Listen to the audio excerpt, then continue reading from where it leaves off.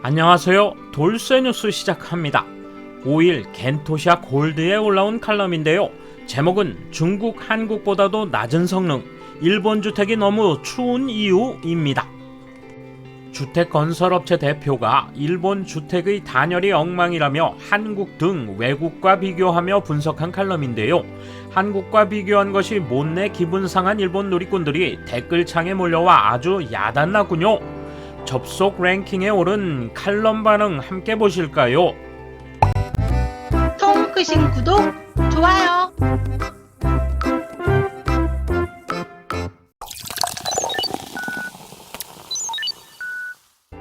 일본의 주택 성능은 선진국 중 최저 레벨이다 라는 말을 들으면 놀라는 분도 많지 않을까요? 인류라고 불리는 하우스메이커조차 다른 나라의 성능 기준에 못 미치는 주택을 신축하고 있는 실태입니다. 인류조차 성능이 떨어지는 일본 하우스메이커, 후회하지 않는 주거를 만들기 위해 짓기 전에 꼭 인식해 두셔야 할 사항이 있습니다. 첫째는 일본 주택의 단열과 기밀 성능이 선진국 중 최저 수준이라는 겁니다. 일본 최고 등급 창문은 다른 나라에선 무서울 지경. 일본 주택의 단열 기밀 성능이 낮은 요인 중 하나로 창의 단열 성능이 낮은 것이 있습니다. 여름에 열의 74%, 겨울에 열의 52%가 집에서 창문을 통해 들고 나갑니다. 게다가 이 산출의 전제는 이중 유리 창호입니다. 일본의 기존 주택 대부분은 아직 단판 유리이기 때문에 이 비율보다는 훨씬 더 높은 열 손실 또는 유입이 있다고 생각해도 좋을 것입니다. 바꾸어 말해서 충분하다고까지 할 수 없어도 창문의 단열을 높이는 것만으로도 주택의 단열 성능은 상당히 개선됩니다. 일본 창문의 성능이 낮은 이유 중 하나로 수지 창호 보급이 지연되고 있다는 것입니다. 일본의 수지 창호 보급률은 타국에 비해 매우 낮은 20%에 머물고 있습니다. 구미는커녕 한국, 중국보다도 보급률이 낮습니다. 일본에서 아직 일반적인 알루미늄 창호는 다른 나라에서는 거의 사용되지 않고 있습니다. 맨션에서 단독주택은 오히려 스텝 다운. 그리고 두 번째로 인식해야 할 것은 보통 성능의 맨션에서 보통 성능의 단독주택으로 옮기는 것은 스텝업이 아니다 라는 것입니다. 과거에는 지방에서 홀몸으로 상경해 독신자 아파트로부터 결혼 후 중형 아파트, 임대 맨션, 분양 맨션으로 스텝업 해 나가고 마지막에는 정원이 딸린 단독주택으로 올라간다는 형식이 있었습니다. 상당히 과거의 개념이 되었다고 생각했는데 그렇지도 않은 것 같습니다. 건축 상담하러 오시는 분들도 맨션에서 단독주택으로 옮기는 것을 단순히 스텝업이라고 생각하는 분들이 아직도 많이 계십니다. 그러나 실제 생활의 쾌적함이나 광열비 부담을 생각하면 보통 성능의 맨션에서 보통 성능의 단독주택으로 옮기는 것은 생활의 질이라는 관점에서 생각하면 오히려 스텝 다운이 되는 경우가 대부분입니다. 맨션은 일반적으로 철근 콘크리트 구조입니다. 그리고 집합주택의 위치에 따라 다르지만 상하 좌우에 다른 주택이 인접하고 집합주택이라면 바깥 공기에 노출된 면은 발코니 측과 현관 측의 두 면뿐입니다. 반면 단독주택은 6면이 바깥 공기에 노출되어 있습니다. 단열을 제대로 하지 않은 단독주택의 성능은 아파트보다 아무래도 뒤떨어집니다. 따라서 맨션 시대의 생활에 비해 겨울은 춥고 여름은 덥고 냉난방 비용이 많이 듭니다. 물론 단독주택의 좋은 점은 있습니다. 하지만 단독주택으로 옮기고 생활의 질을 향상시키려면 단열, 기밀 성능에 집착하는 것이 필수 조건입니다. 아무쪼록 스텝업은 아니라는 점을 명심하고 주거 계획을 세워야 합니다.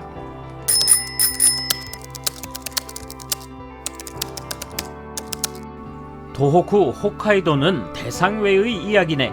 대략 서울의 겨울 기온이 몇 도인 줄 아는가? 영하 17도까지 내려가든가?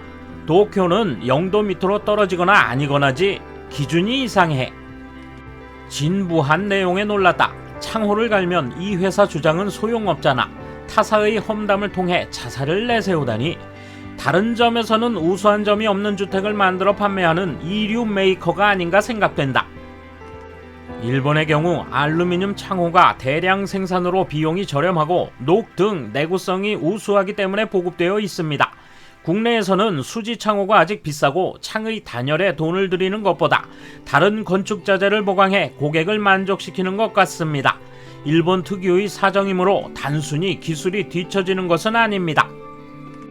지진이 왔을 때 지붕이나 유리창이 깨질 정도인데도 잘 살고 있는 일본은 뭔가? 태풍 때도 상당한 산사태가 아니라면 무너지지 않고 마루 위까지 침수한 곳에서도 집 자체는 망가지지 않는다. 집이 추운 것은 습도 높은 일본 특유의 기후도 고려한 것이다.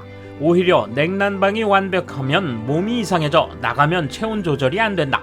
나라마다 풍토가 있는 것이다. 타국과 비교하면서 아무렇게나 사는 사람이 글 쓰며 일하고 있다는 게 놀라워. 전문가에게 의견을 물어볼 수조차 없었나? 후진국을 제외하고 일반 주택의 환기 수준이 건강 기준을 충족하는 건 일본뿐이라는 것을 알고 있습니까? 일본 주택보다 뛰어나다고 저자가 말하는 한국이나 중국의 주택이 난방에 드는 에너지가 일본의 3배에서 5배라는 것을 압니까?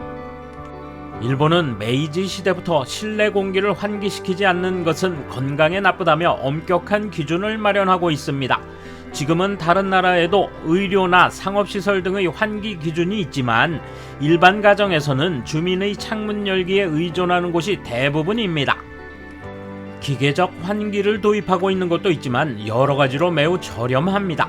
일본은 일반 주택에도 엄격한 환기 기준이 있으며 자연 환기도 병용하고 있습니다.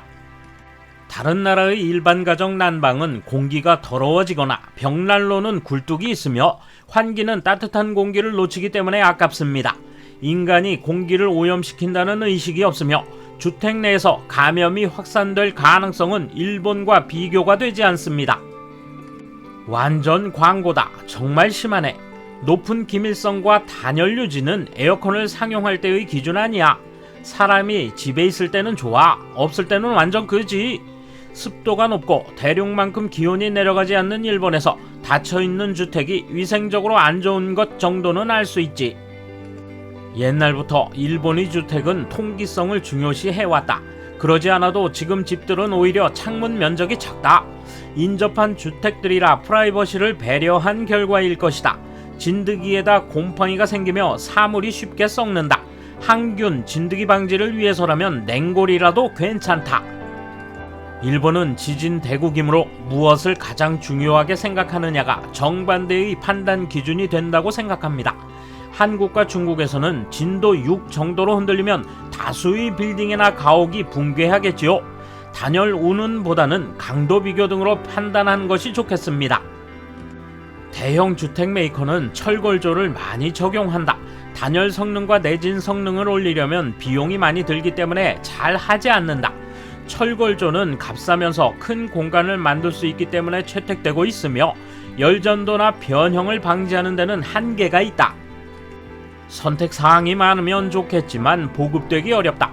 흠집이나 파손을 막고 기밀성을 높이려면 유리는 무거워지고 밀착면이 많으면 개폐에 힘이 드는 등의 단점도 있다. 당연히 비용도 배 이상 올라가 좋은 일만은 아니다. 돌쇠 한마디. 한국이나 중국에 비교되는 모습이 마음에 들지 않았기 때문일까요? 무조건 반박하며 부정적인 태도는 그들을 뒤처지게 만든 주범이죠. 감사합니다. 돌쇠 물러갑니다. 이번 소식은 여기까지입니다. 시청해주셔서 감사합니다. 돌쇠처럼 우직하게, 만인처럼 화끈하게.